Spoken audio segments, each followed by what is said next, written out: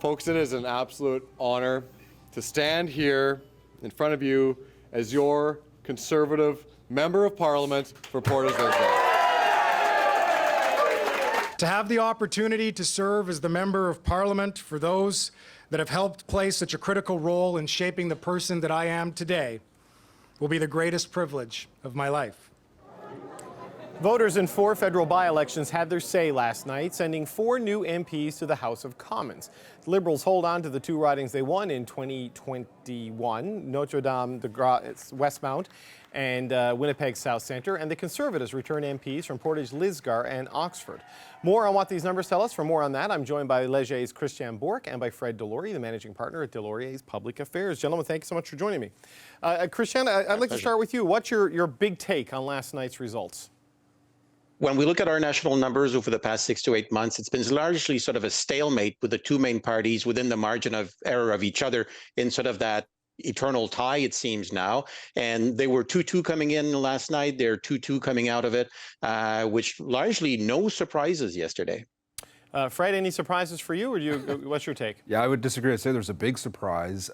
This is an election by-elections where opposition parties should do much better than they would have in the past general. It's an opportunity to vote against the government without actually changing anything. There was a safe Conservative seat in Oxford where, you know, a United Conservative Party has not lost since 1949. We should have won that by over 40%, and we only won by 5%. Mm-hmm. That's a big, significant drop. Yeah, it went from a 17-point gap in the last election to a 7-point gap last night. So, Christian, I wonder, do you read anything into those results? And the margins are interesting, right? In the seat the Conservative won, the margin of victory shrank.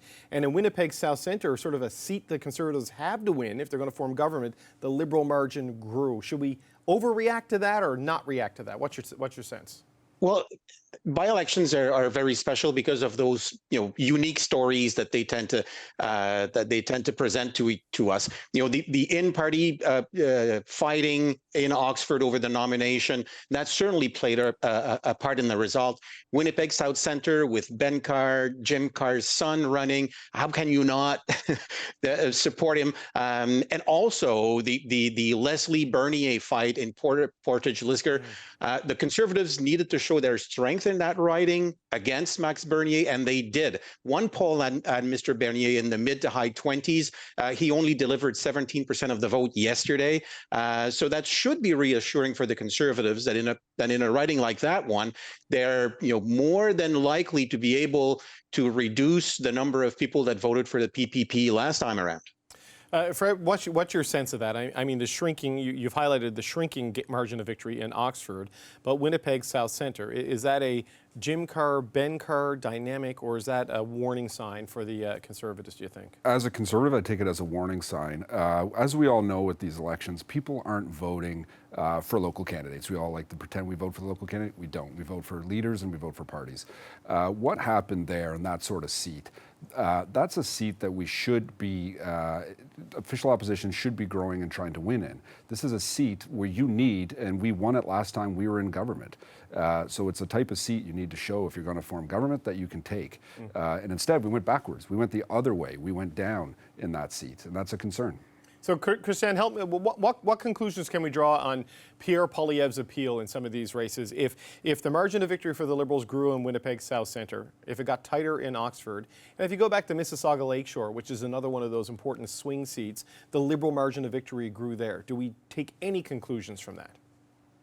Well, the hypothesis of Mr. Poilievre being sort of too polarizing, not being able to convert soft Liberals or disgruntled Liberals over to the Conservative side, there is something to that if we look at what happened in Mississauga last time, as you mentioned it, adequately mentioned as well, and in Winnipeg South Centre.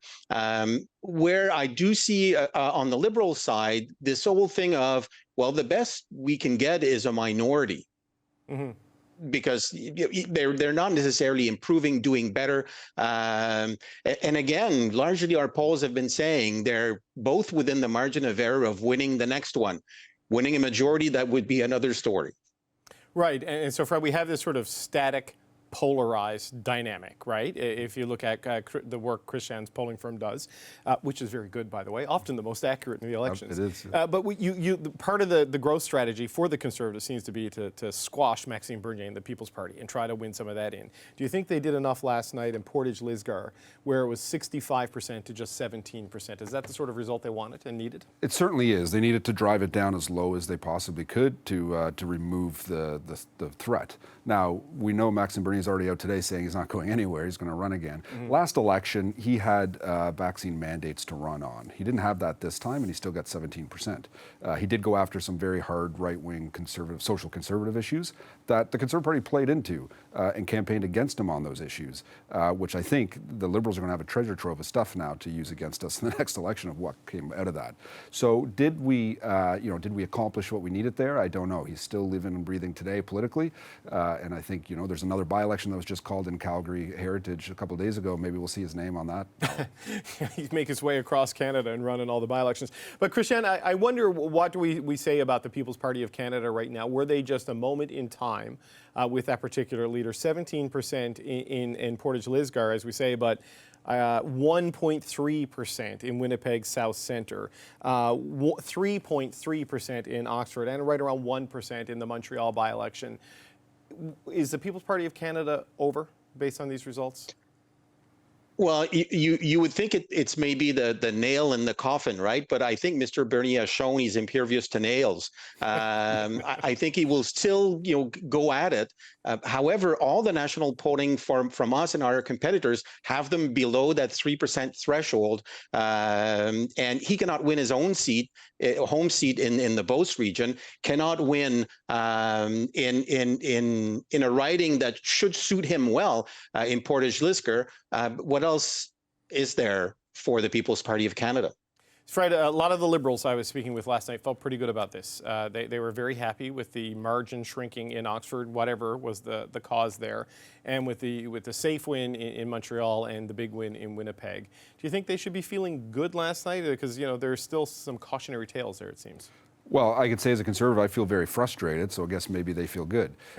They just had maybe the roughest 3 months I've seen a government had. They've taken a pounding on foreign interference, on the David Johnston thing, constant issues with several cabinet ministers, and then we have these by-elections, and then some ridings they increase their vote, and we don't grow anywhere except for the one safe seat we had out in Manitoba. So, this is a weird time where we're ending the session this week, and it's amazing that we pounded the Liberals so hard and they could come out with a win like this. Christian, what's your take on that? I mean, it has not been an easy couple of months for the Trudeau government, yet they held serve in the two ridings they held and then grew in one that they didn't. Yep. Well, I think is he sort of a Teflon prime minister, or is it because when disgruntled Liberals look around, they're scared of the alternative? Right now, I think it's Mr. Poilievre needs to become likable to mainstream Canada, and I think so far it has not worked. So, Fred, this is one of the interesting things. In another poll we saw last week from Abacus Data, there's a pretty substantial percentage of the population that wants change, and a pretty substantial percentage of the population that is not comfortable with the options out there. That seems to be a bit on display last night in these results.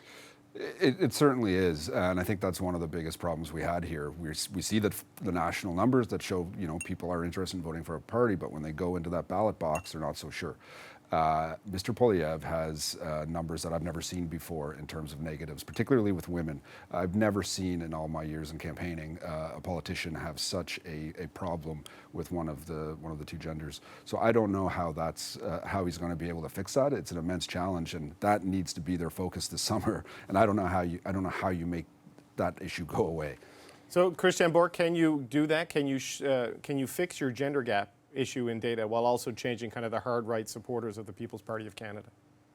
Yeah, and now both the Liberals and the Conservatives also have an age gap issue as well. It's tough for Mr. Poilievre with younger voters as well. I think when you look at the landscape in Canada, I would be out canvassing every single door in Ontario, because that's really where the next election will be held. And so far, we've seen some gains for the Conservatives in Ontario numbers, but it's not sufficient. I'd say it's battleground Ontario starting now. So, Fred, just a couple of final thoughts. I mean, look, I've seen a lot of people saying by-elections don't really mean anything. You can't draw conclusions from them. We're going to do that anyway. It's a political show, and it's what we do. But like, when you look at this forecast to the federal election, what lesson do we take from this, and what do the players need to do?